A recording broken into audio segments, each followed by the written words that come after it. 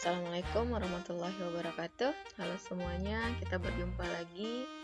Dalam video penjelasan kali ini kita akan membahas materi baru, yaitu induksi elektromagnetik. Sebelumnya Ibu sampaikan terlebih dahulu kompetensi dasar yang harus kalian kuasai dalam bab ini. Adapun pada bab ini kita akan membahas materi tentang induksi elektromagnetik, GGL induksi, induksi diri, generator, dan transformator. Langsung ke materi yang pertama, induksi elektromagnetik. Hal ini didasarkan pada hasil penelitian yang dilakukan oleh seorang ilmuwan, yaitu Michael Faraday. Jadi dia memiliki gagasan bahwa medan magnet dapat menghasilkan arus listrik. Nah, pada tahun 1821 dia membuktikan bahwa perubahan medan magnet dapat menimbulkan arus listrik.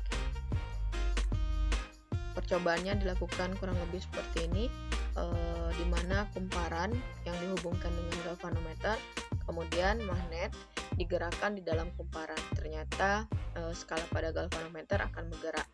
Jadi hal ini menunjukkan bahwa ada arus yang mengalir. Jadi fungsi galvanometer di sini adalah alat yang digunakan untuk mengetahui ada tidaknya arus listrik yang mengalir. Gaya gerak listrik yang timbul akibat adanya perubahan jumlah garis-garis gaya magnet disebut GGL induksi. Sedangkan arus yang mengalir dinamakan arus induksi dan peristiwanya disebut induksi elektromagnetik.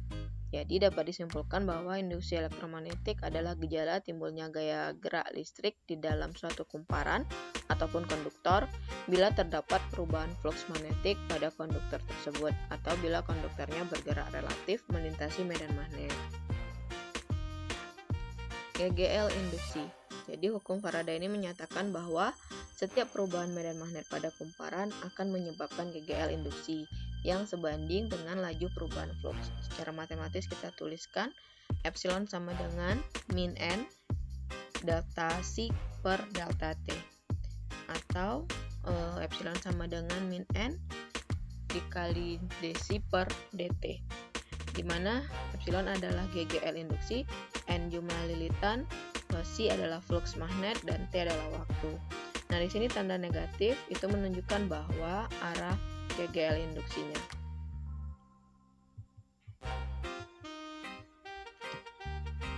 Tanda negatif ini juga dijelaskan oleh Lenz. Jadi Lenz menyatakan bahwa GGL induksi selalu membangkitkan arus yang medan magnetnya berlawanan dengan asal perubahan flux. Seperti ini. Jadi ketika magnet kita gerakkan masuk ke dalam kumparan, arus akan mengalir ke atas dan arah B adalah berarah ke kiri. Sementara ketika magnetnya keluar dari kumparan, maka ia akan berarah ke bawah dan medan magnet akan berarah ke kanan. Untuk lebih jelasnya kita bahas contoh soal berikut.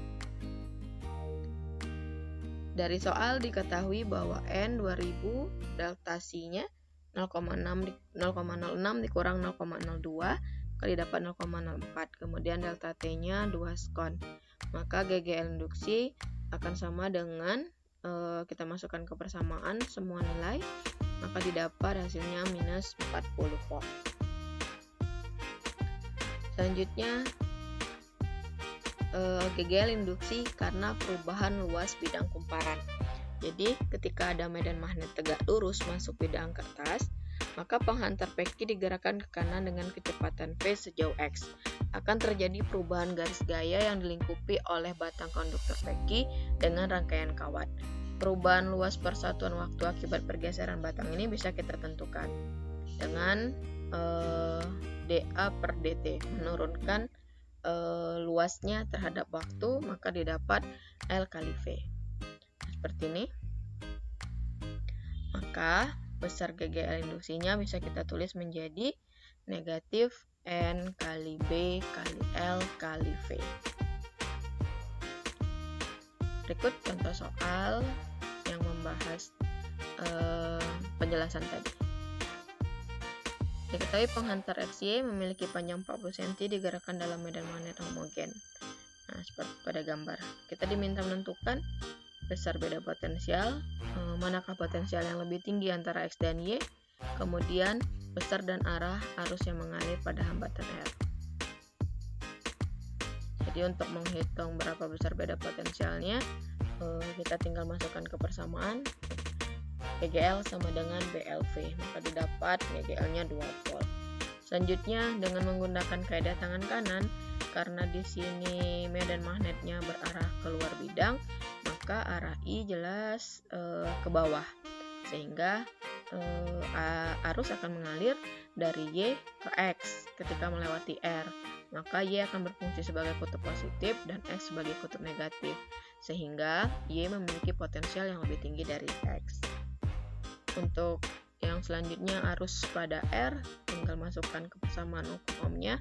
Tadi V-nya sudah didapat 2 volt, R-nya diketahui 5 ohm, maka didapat arus yang mengalir 0,4 ampere.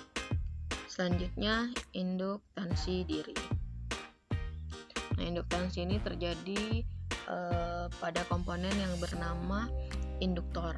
Induktor ini adalah komponen elektronika pasif yang terdiri dari susunan lilitan kawat yang membentuk sebuah kumparan.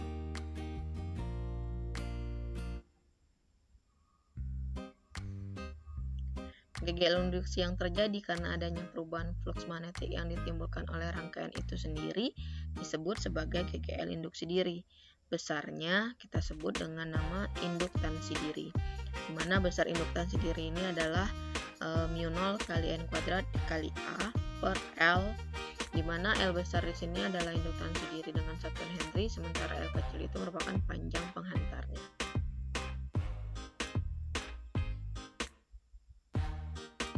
Jadi Henry melakukan penyelidikan tentang GGL induksi ini. Dia memperoleh bahwa besarnya GGL induksi sebanding dengan laju perubahan arus terhadap waktu, sehingga kita bisa menuliskan persamaannya. GGL akan sama dengan negatif induktansi diri. Induktansi diri dikali perubahan arus terhadap waktu. Nah, tanda negatif ini menunjukkan bahwa GGL yang dihasilkan berlawanan dengan perubahan arus. Besarnya energi yang tersimpan di dalam induktor bisa kita cari dengan persamaan W sama dengan L kali I kuadrat. Untuk lebih jelasnya kita bahas contoh soal berikut. Dari soal kita ketahui L 25 cm kita rubah ke meter, N 100, A 1,5 cm kuadrat kita rubah ke meter kuadrat, kemudian delta I nya dari 2,8 menjadi 4,8, maka didapat 2 ampere dan delta T nya 2 skon. Nah, untuk induktansi solenoidanya kita gunakan persamaan L sama dengan mu0 kali N kuadrat kali A per L. Kita substitusi nilai, maka didapat hasilnya 2,4 pi kali 10 pangkat min 6 Henry.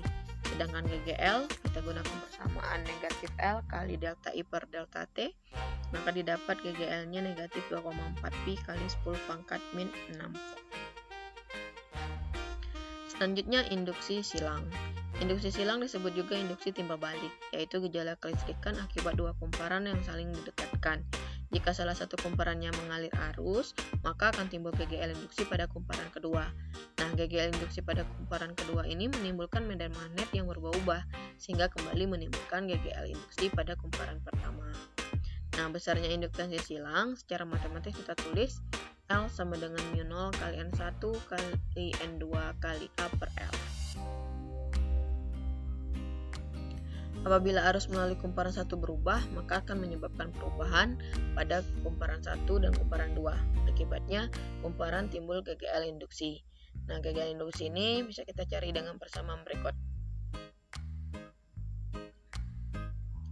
Untuk lebih jelasnya, kita bahas contoh soal berikut ini. Nah, dari soal diketahui N1-nya 1500 lilitan, panjangnya 0,3 meter, R-nya 7 cm, kita rubah ke meter, maka untuk luas kita cari dengan persamaan pi R kuadrat, didapat 154 kali 10 pangkat min 4 meter kuadrat.